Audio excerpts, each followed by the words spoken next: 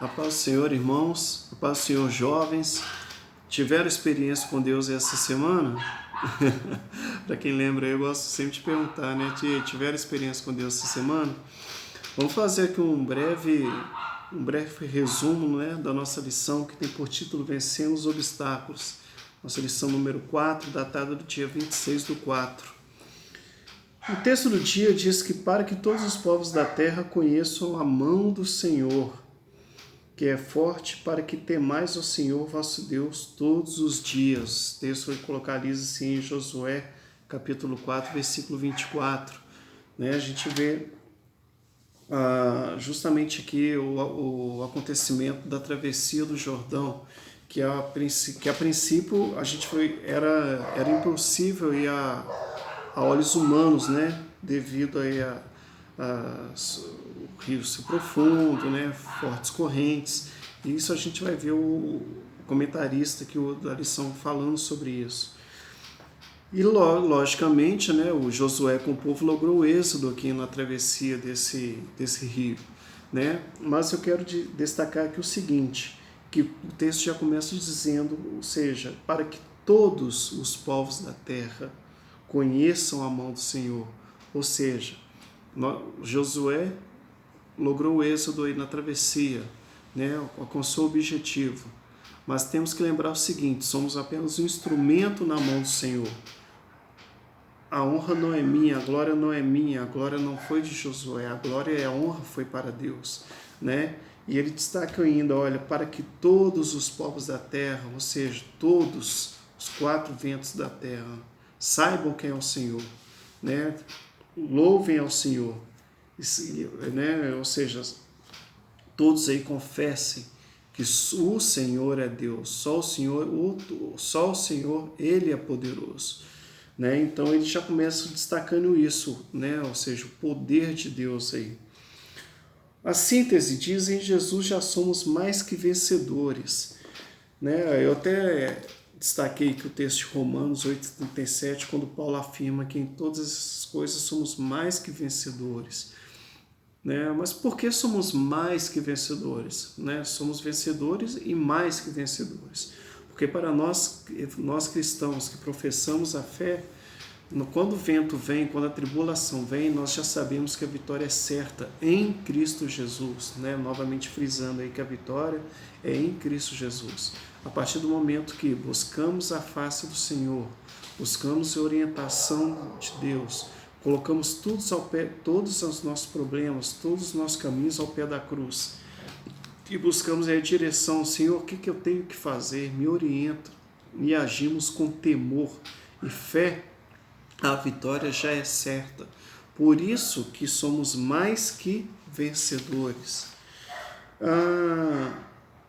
A introdução aí diz quando o povo de Deus já tinha se preparado para a entrada em Canaã.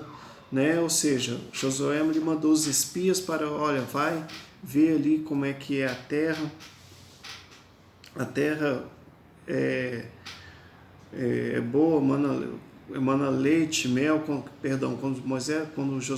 Moisés enviou os espias ali, né, Josué e Caleb no meio deles ali, e viram realmente, olha, a terra é boa, ela é frondosa, mas existem os gigantes, lá tem homens grandes, olha o tamanho do cacho de uva aqui, o homem só não consegue carregar isso. Né? Mas aí vem aquela questão, aí o povo já começou novamente a murmurar, a definhar na fé, né? Vamos dizer dessa forma. Mas é aquela questão que normalmente eu falo, a partir do momento que Deus falou, vá, toma posse, né? Deus confirma isso no nosso coração, sabemos que a vitória é certa, e mesmo assim, às vezes ainda a gente baqueia, né? Nós definhamos aí ante os obstáculos da vida. É nesse momento que temos que botar a nossa fé em prática, né? Agarrarmos aí a unhas aí a promessa do Senhor. O texto 1 diz aí, atravessando o Jordão, um dia marcante para o povo. Só que começa marcando o dia em que Deus anunciou que seria comemorada a Páscoa, né? A Páscoa aí que é a festa dos pastores, comemorando aí a primavera.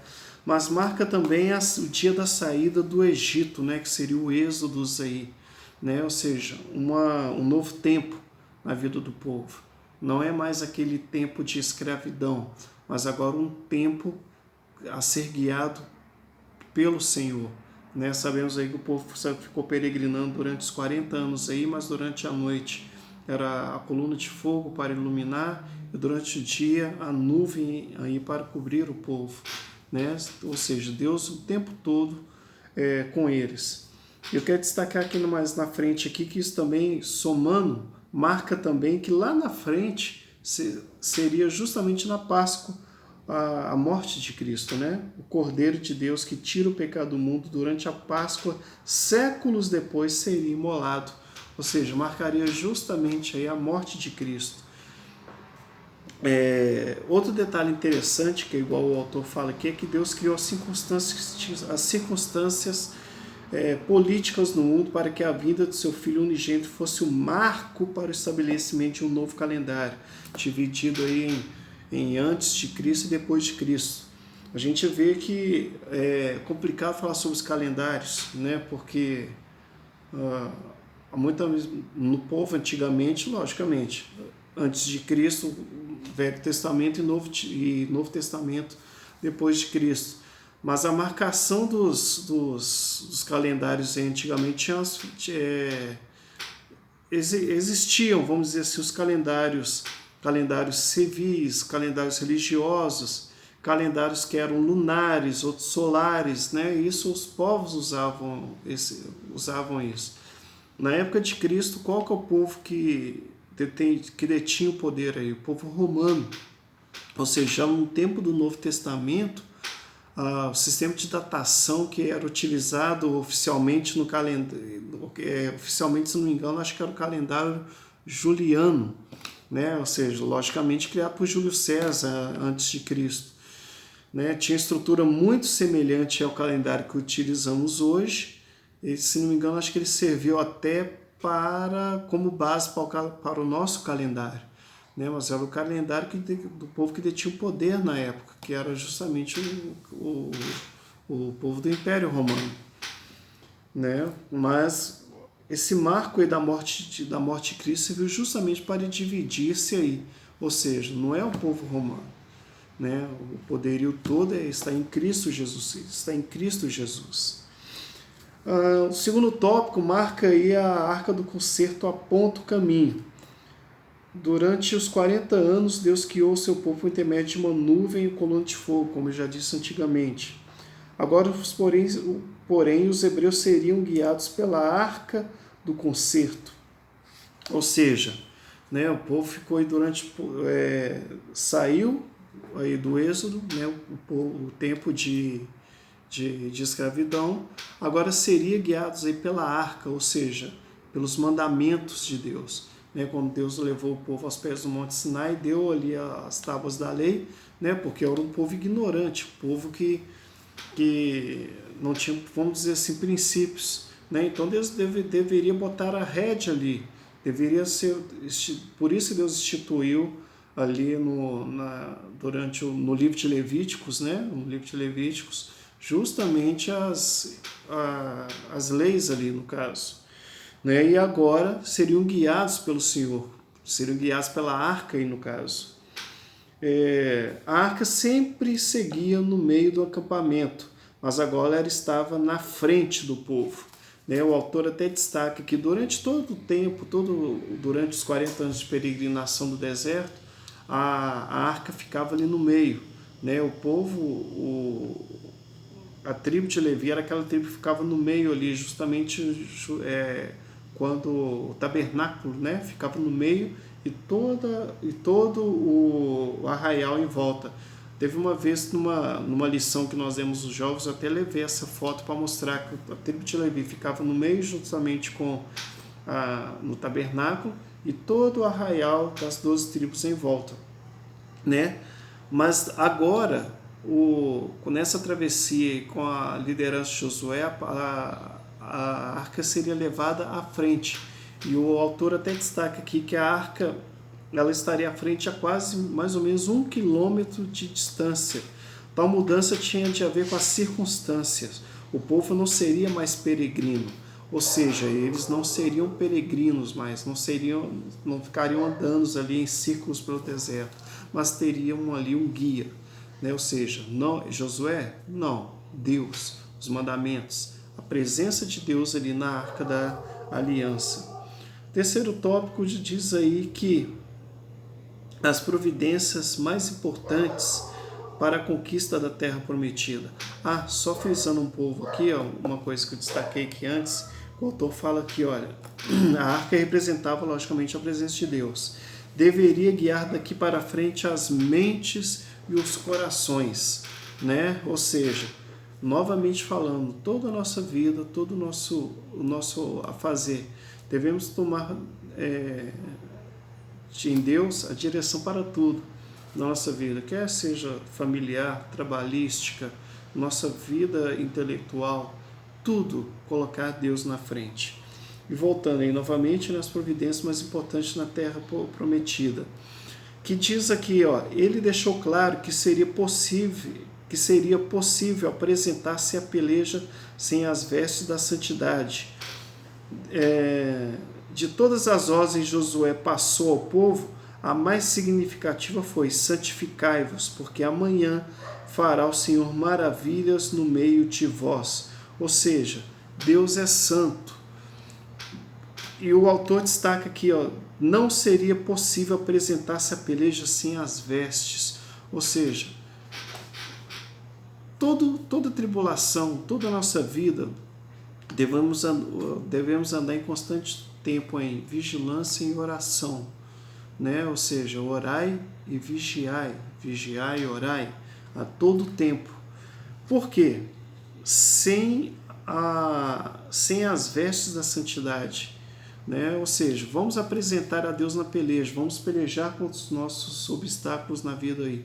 Mas como devemos nos apresentarmos diante disso aí? Com certeza nossas vestes, devemos andar em santificação a todo momento. A Bíblia já nos garante, sem a qual ninguém verá a Deus, né?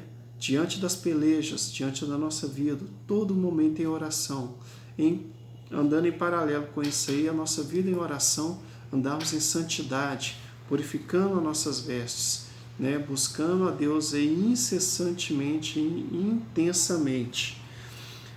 As Escrituras Sagradas nos exortam, olha aí, sede santos porque eu sou santo. Ou seja, santidade. O que significa santidade? É algo separado, é separação desse mundo, separação das ofertas dos manjares, né, que o mundo tem nos oferecido hoje aí, separação dessa vida promíscua, né? Isso é o crente ele é chamado para viver separado aí. Olha só, as dificuldades no caminho da bênção. Todavia, além dos grandes embates que os aguardavam, havia um obstáculo humanamente transponível, o Rio Jordão. Era impossível a travessia das pessoas e animais na época cheia. Somente a fé no Deus Todo-Poderoso faria possível a façanha. E aquilo que eu falei, Rio Jordão, né? Um rio transponível, devido aos embates do rio, né? A gente coloca aí o rio, as correntes, profundidades, e aqui o autor traz isso à nossa vida, né? O autor traz isso aqui à nossa vida, colocando o Rio Jordão aí como os embates da vida, do dia a dia. E logo no final fala, Josué explicou que as gerações futuras, por meio de memoriais, deveriam saber o que Deus fez no passado. Logo quando Josué passou aí o Jordão, ele ergueu um memorial para que todos soubessem que o que Deus fez. Não foi por mérito de Josué, mas sim de Deus, né? Ou seja, eles foram erguidos para a glória de Deus, nunca para a glória do homem, mas sempre nos alegramos com os homens a quem Deus usa, né? Devemos, só para finalizar aí, devemos sempre nos lembrar, nos testemunhos, até mesmo em hinos, né? sobre as pelejas que passamos aí no dia a dia, as dificuldades que enfrentamos aí, mas sempre colocando Deus à frente. E no final, honramos a Deus nisso aí, com os hinos, com os testemunhos, e nos alegramos com os irmãos, né? Nos alegramos com os irmãos aí, contando esse testemunho. Às vezes aqueles irmãos que passaram, né, as pelejas conosco aí nos dia a dia, que nos ajudaram em oração. Né? Toda honra e toda glória seja dada aí ao nome do Senhor. Então, só para finalizarmos aí, irmãos, essa lição, qual que é a peleja da nossa vida? Né? Sim, passamos. Hoje eu costumo dizer o seguinte, que hoje é muito fácil ser crente. Né? Vivemos aí um evangelho fácil, um evangelho de oba-oba, indo para a igreja, vivendo ali dentro de 4 paredes. Né? Mas qual que é com o que nós temos que pelejar mesmo? Né? Irmos aí às ruas, evangelismo, hospitais, visitas, né? Aí sim vivemos o evangelho vivo, embasado na palavra, né? Ou seja, aí vamos enfrentar os gigantes do dia a dia, e com certeza a vitória é certa em Cristo. Novamente falando, colocando a nossa fé, nosso alicerce, nossos caminhos aí nas mãos do Senhor. Ele sustenta, né, na palma de sua mão toda a terra, o mundo está na palma da mão do Senhor.